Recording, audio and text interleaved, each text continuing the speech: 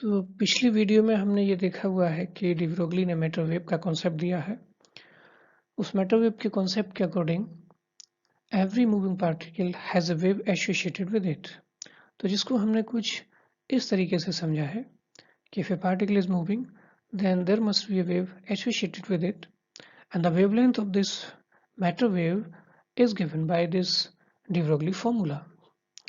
So now the question is, we know the wavelength of a wave associated with moving particle, but length is not complete information about the wave. So let us try to find out the velocity of this de Broglie matter wave. So the velocity of a single wave is basically called phase velocity or wave velocity of the wave. So thereby we are trying to find the phase velocity of matter wave. We know that the phase velocity of any wave is given by omega upon k. Omega is angular frequency and k is propagation constant.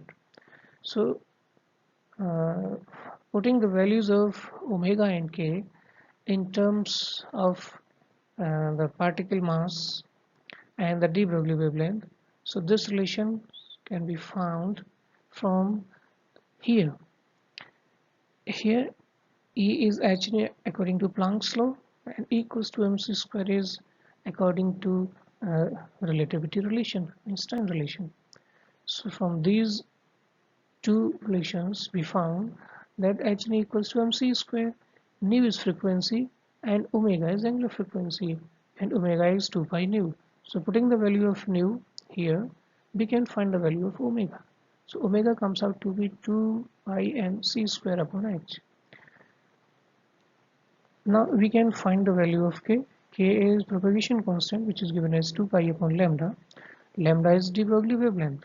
So putting the value of lambda h upon mb in this relation, we find the relation like this. Here the phase velocity of this de Broglie matter waves comes out to be c square upon v. Now it is clear from this relation that phase velocity is greater than the velocity of light. This relation is clear. The question is it possible for a wave to have the phase velocity greater than the velocity of light? Because according to the relativity, no particle can have velocity greater than the velocity of light. It means light is the ultimate velocity, but here the phase velocity of de Broglie wave comes out to be more than the velocity of light. It means there is somewhat problem here in this assumption. So this is a questionable. So now what do we think? So this shows because the phase velocity is greater than the velocity of light, it means there must be some modification in this assumption. So now the new assumption for the matter wave is that despite a single wave, there must be a large number of waves associated with the moving particle, and these all the waves form a packet, and this is called the wave packet. So now the final conclusion comes out to be that if a particle is moving, then the moving particle is associated with large number of waves, and this large number of waves forms a wave packet. So here the shape of wave packet is like this, as you are seeing here in animation. So here you are seeing that large number of waves which have different velocities and different frequencies, when superimposed they create a resultant wave, and the resultant wave is varying like this as shown in the diagram. So thereby now in quantum mechanics or in wave mechanics or in quantum physics, now we develop a concept of wave packet, and we say that when a particle is moving, then the moving particle is associated with a wave packet. Now the question is, what is the velocity of this wave packet? The velocity of this wave packet is called a group velocity. whereas the velocity of a single wave is called the phase velocity. Now the group velocity and phase velocity relation are given as, earlier we have come across that phase velocity is omega upon k. Now the group velocity will be delta omega upon delta k. So thus the concept of wave packet arises when the phase velocity of de-Broglie matter wave comes out to be greater than the velocity of light. So now the question is, okay, we have found the conclusion that now there is a wave packet associated with a moving particle. Now what should be the equation of this wave, this matter wave? So the equation of this matter wave is given by Schrodinger. So this physicist has derived the equation for the matter waves, and he has given the two equations. First equation is time independent Schrodinger equation, which is somewhat like this for three-dimensional space, and time dependent equation, which is like this. So now we will try to find out these equations, how Schrodinger has developed these equation for that matter wave. Okay, let us try to move to equations. So now we are going to derive the Schrodinger equations. So we know in a three-dimensional space, according to Maxwell, the general equation is given as, here psi is a wave function, though psi has no physical meaning here, but here we can assume that psi is the function that is related to the wave, or the variation of this function makes a wave. So here this is a wave function. So this is a three-dimensional wave equation in differential form for a wave motion. Okay, if the wave is moving along the x direction or in a one-dimensional motion, then the equation of the wave, which is moving towards the x direction, is given as, here it is clear that for one-dimensional motion psi is the function of x and t. So we already know that if there is a wave which is moving in a one-dimensional space or in three-dimensional space, the general solution of this wave can be written as, here psi 0 xt is the amplitude of this wave, and this exponential terms represents the wave. So now the omega and k can be replaced by energy and momentum. So here the energy and momentum can be replaced like this. Here you are seeing that E equals to h nu. Nu is angular, nu is general frequency, and if we multiply 2 pi and divide it by 2 pi in this equation, then this equation comes out to be this. Here h cross is nothing but h upon 2 pi, and omega is 2 pi nu. So thereby energy can be written in terms of omega like this, equals to h cross omega. So here in this relation, omega can be replaced by E up. Omega can be replaced by E upon h cross. Okay, like this, k can be replaced by this formula. K is propagation constant, which is given by 2 pi upon lambda. Lambda is de-Broglie wavelength. So putting the value of lambda equals to h upon p, so k comes out to be this. Again, h cross is nothing but h upon 2 pi. So now further, we will come across h cross many times, and h cross is h upon 2 pi. So in this relation, omega and k can be replaced by E upon h cross and P upon h cross. Thereby the solution can be written like this. Now time independent wave equation. For time independent wave equation, what we are to do? So we are to differentiate the equation number 2 that we have just, and this is just which is basically a solution of one-dimensional wave equation. So we differentiate this equation partially with respect to x 2 times, and when we differentiate it, the following terms comes out to be. So this is the partial differential of psi with respect to x. Okay, we can find out the value of p square psi here. This is p square psi equals to minus h cross square del 2 psi upon del x square. Now we know that if a particle is moving, then the total energy of the particle is the sum of its kinetic energy and potential energy. So kinetic energy in terms of momentum can be written like this. Now operating the psi on both sides, we found this relation. E psi equals to p square psi upon 2m plus v psi.